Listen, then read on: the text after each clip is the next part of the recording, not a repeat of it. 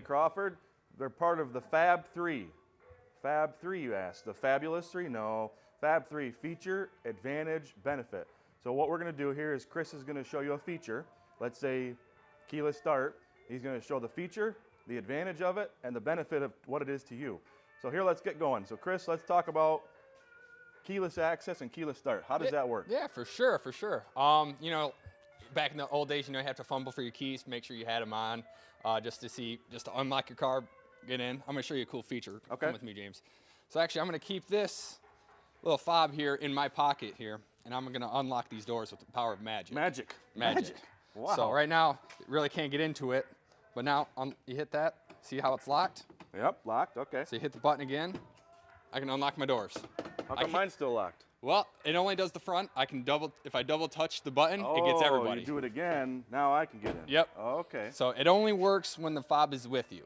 Okay, so the little chrome button here. The little chrome button, works all the magic for you. Okay, that's the magic button. Yep. Now, what is the advantage of that? The advantage is, you don't have to, fumble, okay, where's my keys? Where's my keys? That's the biggest thing here. It does take time to get used to it, but it's an added benefit. You don't have to, if you're holding groceries, things like that, trying to get into your car, push the button, it unlocks. You don't have to fumble for keys. And so it's easier, it's an advantage over a key. Right. Fumbling with keys. Yep. The benefit probably is something along the lines of you don't have to have search for your keys, so you can just jump right in your car. Right. Okay. Right. Sounds if good. you're in a hurry, just touch the button, get in and go. Okay, very good. So we got the feature, advantage, benefit, the Fab, number 1, on keyless start, or keyless access. Okay, so what's next? All right, so now another cool feature that a lot of these cars are having nowadays is push button start. Push button start, okay. Yep, push button start. So obviously you can still keep your key in your pocket. All right, camera guy, let's go over here and demonstrate this. Yeah. So hop in here. Now, the car detects that I have the key on me. Now this is the only way it'll work. So I gotta put my foot on the brake, and there's this little chrome button that's probably gonna, knock the camera guy out of my car. So hopefully Ejection seat, okay. Oh man, it didn't work, it only started He's still there, dang it. Okay, right. well the magic button only works for maybe the passenger seat. Maybe the passenger seat. That's It's got to the detect the ejector person seat. in it. Yeah, so. okay. Camera guy will have to move him next time to the passenger seat. But yeah. Okay, so now it's started and running. Yep, started and running, and now I can go. So, to save us a touch of time here, basically the feature, advantage, benefit. The feature is the push button start. The advantage is that it's way easier. Yep. And the benefit is you don't have to be searching for keys. So the same as the keyless start, magical chrome button. Yep. We got one on the inside of the car to start the car and one on the outside of the car. Right, yep. Okay. You can keep your key in your pocket, keep purse, wherever you keep it. Okay, push so the button and go. let's say you're about to take off, right? You got your car started. Now you're about to take off out of your parking spot. You're going to back out of your parking spot, and you got a large vehicle over here, and you got a large vehicle over there. Yep. Can you really see any which way down there? It'd be hard, but the cool feature with this here is when I put this in reverse, it's going to let me know if someone's coming across. Rear cross traffic alert. Cross traffic alert. So little sensors back here. Come on, camera guy. Let's go take a look at these sensors. You're locked in. Put it in park. Put it in drive. Park. There we go. Whatever. So Kenny, where is those sensors? Okay. So sensors 1, 2, 3, and 4. They're going to read a certain amount of feet, left or right, to tell if there's a car coming. A car, a shopping cart, a bicycle, a motorcycle coming down the lane, a pedestrian coming down the lane so that you don't back into them. Okay, very good. Chris. Yes, sir. Quit being a microphone hog. There you go, sir. Tell me about those sensors again. I don't think they heard that. Well, these sensors, they're going to detect a couple feet each way for pedestrians, motorists, shopping carts, maybe even people that are using electric wheelchairs going through, for the safety of everybody around you and yourself. Okay, so when you're going to back out, you may not, you may not see them, but you can at least the sensors pick them up. That's correct. Okay, good. Since Chris is such a mic hog, I wanted to make sure that everybody at home got to hear that. So there's another feature under here. I'm sure that you know about it. If I wave my foot, or if I just push a button, right? Yep. So this car, being a Premier model, would have what do they call it? Hands-free. Hands-free tailgate, thank Yep. you. So basically, you can push a button on the outside, the inside, or you can wave and we'll see if it works or not. I don't have the keys, it's not gonna work. Okay. So that's why that's not gonna work. Right. But if you wave right at that X, I'll show you. Right You gotta hit the button, James. there. If you wave your foot right at that X under there, if you have the keys on you, and again, Chris has got the keys, but if you wave your foot right about that X, they say General Motors says X marks the spot, you wave your foot, up goes the hatch. So that's, again, if I have the keys. Now, Chris, step up here and swipe your foot underneath that X. I don't know if it has. Now I broke it. Come on.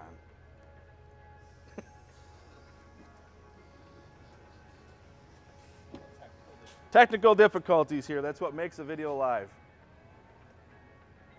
I legitimately broke it. Oh. I think we got to get it back to the close feature so we can open it. There we go. Hey, we fixed it. Okay, go ahead and try it. If the car has the feature, it'll work. So, where's the spot here? Doesn't look like it has this feature on it. Because usually, sometimes once you see a light underneath. Right, right. The light indicates if he's got to have the key on him. All right, stop messing with it. Hi, Scott.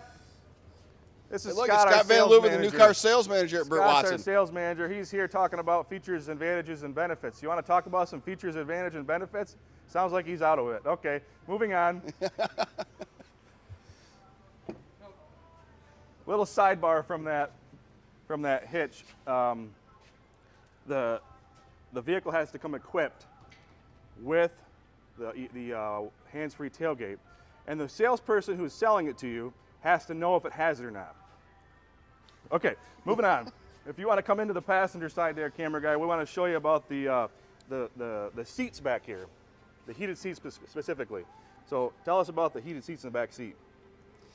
Well, this on the Premier model. Not only does the drivers and the passenger in the front get the comfort of the heated seats, the passengers in the back seat can also get the benefit of the heated seats on here. No kidding. So heated seats in the back seat. Right. Now, what about the front seats? What I'd like to do is get our camera guy in the back seat and look into the front seat, and you two in the front seats, and we're going to show some features on the inside. That sound good? That need sounds the keys great. Back. We have learned that we need to make sure that whoever's talking about the car has the keys so that the features do work correctly.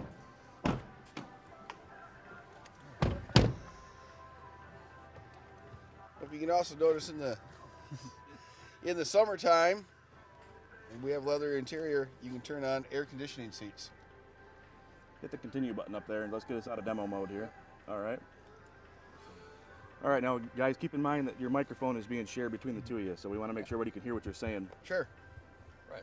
Another cool feature that these cars are also having, that they also feature, wireless charging. So just in case you forget your charger at home, anything like that, simply drop your phone right in there. Make sure the case, 'cause some of these cases don't really work. You got to make sure your phone is, touching the whole charger itself, and then it'll start charging. I don't know if you can see it, but that? it's actually charging right now. There you go. See around the. Little lightning bolt comes up, means that it is actively charging. It might be a little bit hard to see for the camera, but All right, excellent. Thank there you. we go. All right, so. Okay, Well, that makes so it nice too if you got a bunch of downloaded music on your phone that you want to listen to. You're not draining your battery as you're driving somewhere because it's charging the whole time you're listening to the that's a to the great music. point, Kenny. Yep. That's a great point. That's why we selected you for this video, not just for looks. So back to the air-conditioned seats. Did you guys go over them? Yeah, we went to air conditioning seats. Excellent, thank you. And climate control, dual? Dual climate control. So what that is, someone on their side here. Well, say my side, I wanted to be a little bit colder than Kenny's here. Kenny's wants his to be a little bit warmer. I can run mine at 66 degrees. He can be at 77 degrees. If you I want. like it. I like it. I just noticed something sitting in here, guys. What is this button in front of the shift knob? I don't know if you can So- see that, camera guy. So, This right here, Yep. So I'll throw it in drive, see if the camera guy can actually see it. There you go. this is with the Premier 2.0 model. You can actually tow a little trailer. 2.0 model. We didn't talk about. We'll come back to that. But what's this? Is it 500 pounds towing capacity, 1,000 pounds, or is it maybe 3,500? It's 3,500 3,500 pounds towing capacity. That's excellent. Yep. So 2.0 turbo, you touched on that. That's a pretty good sized motor, isn't it?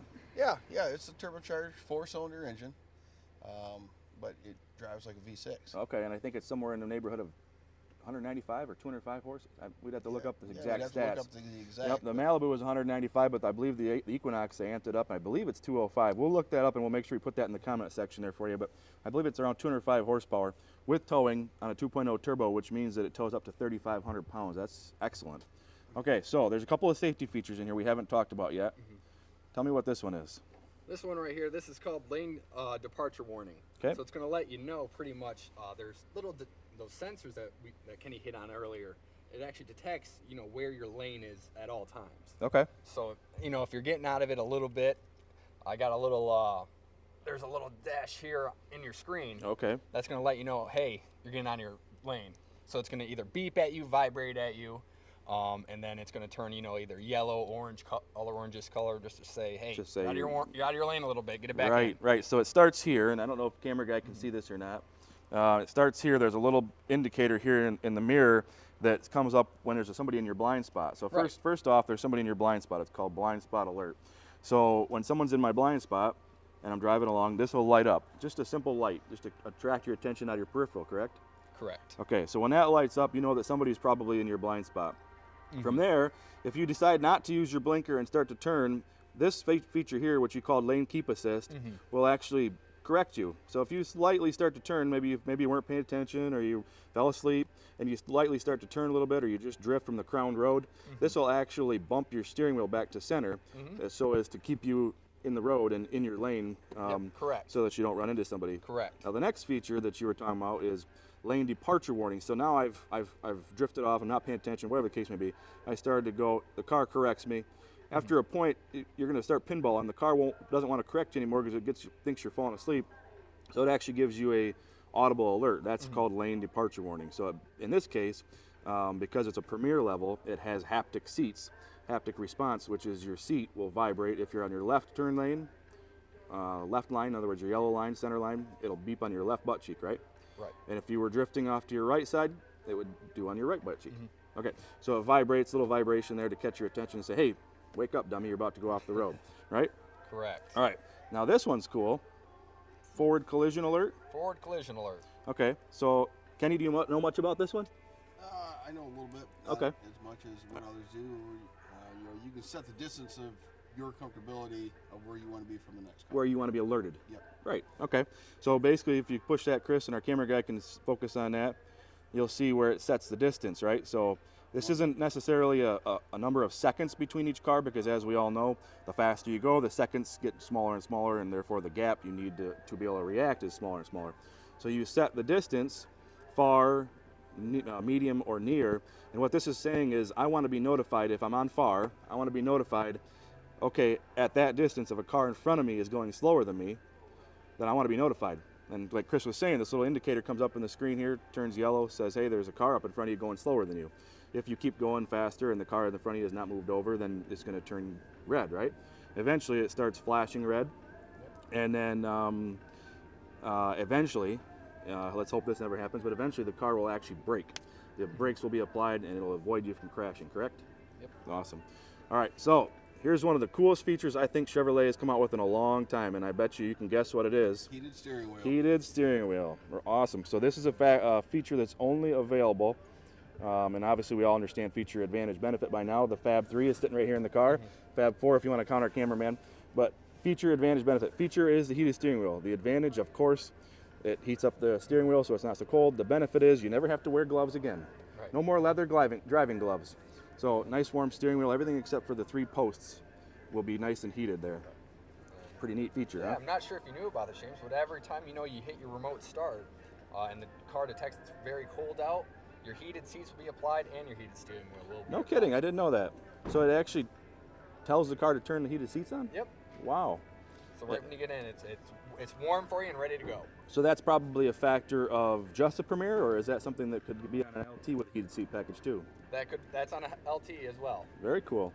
Very cool. So the last thing, because we're running out of time here, but the last thing, and I think you guys are familiar with this, is just lost the terming for it, but Surround vision. There we go. Surround vision. Surround vision. Tell us about what that is, guys. Well, surround vision, pretty much this Equinox here, I do believe it has 8 cameras set up all around this vehicle.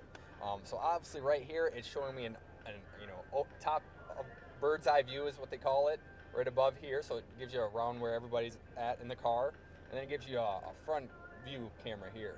So just in case you're trying to pull into a spot and you're not sure how close you are to either, like a post, car, things like that, you can actually see, get on the camera right in front of you, and then you can turn and you can see how close you're actually getting to it. Okay, so those lines actually line you up. Right. That's physically where you'll end up if you Yep. can carry on that course. So if I want to get out that garage door, I got to be somewhere into here, right? Correct. Okay. Yeah. Very good. Now, so I see there's a view on the other side there. Kenny, if you stick your hand out there, can I see your hand underneath the mirror? Ah, there's there it Kenny's is. hand. All right, so that tells me the camera is up underneath the mirror here. Yep.